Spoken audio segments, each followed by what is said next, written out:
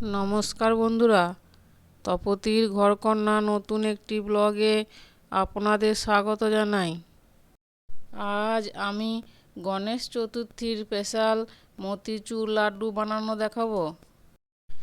প্রথমে একটা পাত্রে এক বাটি বেসন নিয়ে অল্প অল্প জল দিয়ে ব্যাটার তৈরি করে নিচ্ছি।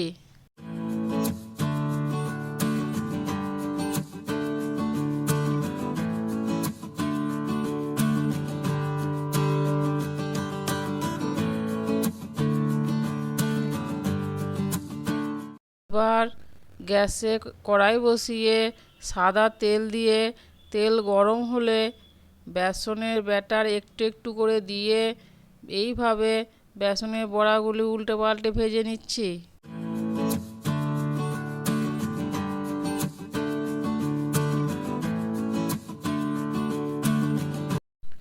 বড়াগুলি এমনভাবে ভাজতে হবে যেন কাঁচাও না থাকে, আবার বেশি ভাজা না হয়ে যায়।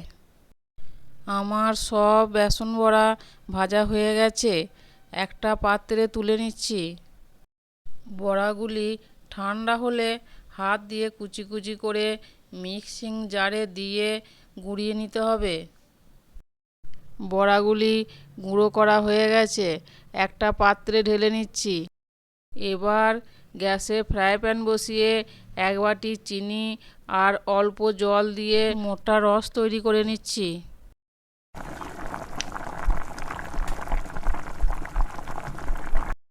রসে সামান্য ফুড কালার দিয়ে ভালো করে ফুটিয়ে নিয়ে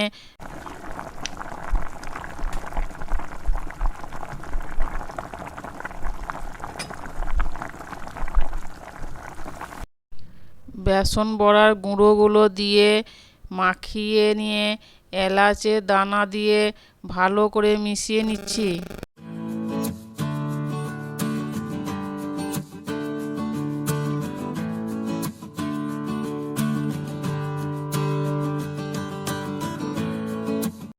পরে এক চামচ ঘি, কাজু ও আমন্ড বাদাম কুচি দিয়ে মিশিয়ে একটা পাত্রে ঢেলে নিচ্ছি।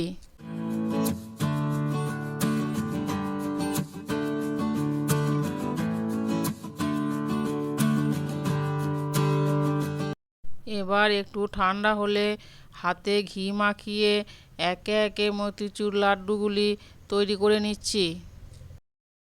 আমার সব লাড্ডু তৈরি করা হয়ে গেছে।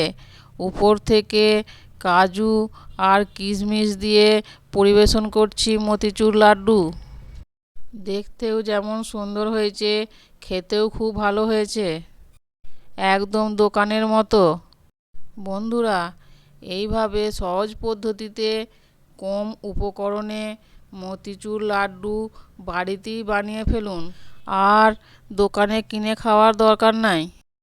ভিডিওটি ভালো লাগলে অবশ্যই লাইক, কমেন্ট, শেয়ার ও সাবস্ক্রাইব করবেন। আজ এই পর্যন্তই, আবার দেখা হবে অন্য কোনো ব্লগে অন্য কোনো রেসিপি নিয়ে। ততক্ষণ সকলে সুস্থ থাকবেন, ভালো থাকবেন। ধন্যবাদ সকলকে ভিডিওটি শেষ পর্যন্ত দেখার জন্য।